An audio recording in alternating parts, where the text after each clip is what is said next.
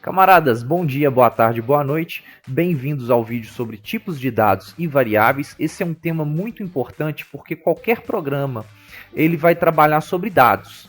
E quando a gente está codificando, os nossos dados eles vão ser guardados em variáveis. As variáveis vão representar locais na memória. E essas variáveis, né, e os dados têm tipos associados a eles. Por exemplo, eu tenho lá dados numéricos, eu tenho dados que são caracteres, são letras. Então, olha só, na linguagem C, a gente tem os tipos primitivos, ou seja, que são implementados pelo compilador, int, float, double, char e void. Tá? O tipo void a gente não vai usar por enquanto, porque a gente vai utilizar só para criar novos tipos de dados, tá? E para criar funções. Então, olha só, qualquer um desses tipos eu posso utilizar para criar novos tipos que são chamados de tipos avançados de dados ou tipos derivados, tá? Então aqui, ó, o int a gente usa para inteiro, tá? Float double a gente usa para dados do tipo real, tá? Também chamado de ponto flutuante, e char é utilizado para caractere. A partir desse tipo a gente consegue criar desses tipos aqui, a gente consegue criar novos tipos, tá?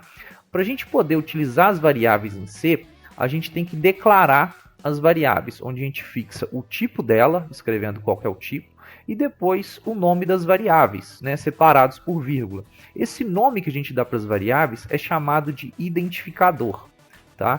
E tem regras para dar esses nomes. Então a gente vai ter que utilizar letras, números e caractere sublinhado. A gente não pode usar caractere especial, não pode usar espaço, o nome tem que ser um nome único, tá?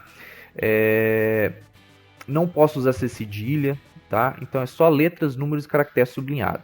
A gente começa geralmente por letra porque é válido para uma grande quantidade de linguagens, tá? Mas a linguagem C aceita letra e o caractere sublinhado. Tá? Aqui eu tenho um exemplo da declaração de duas variáveis do tipo float.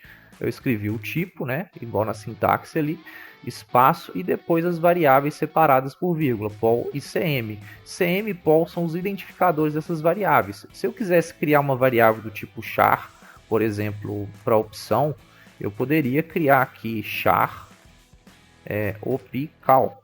Eu não posso usar o c cedilha. Então, essa seria uma variável válida. Então, como a minha lista só tem uma variável, eu não tenho que separar ninguém por vírgula, tá? Então, isso é o que eu tenho para falar sobre declaração de variáveis. Isso é tudo por esse vídeo. Até mais!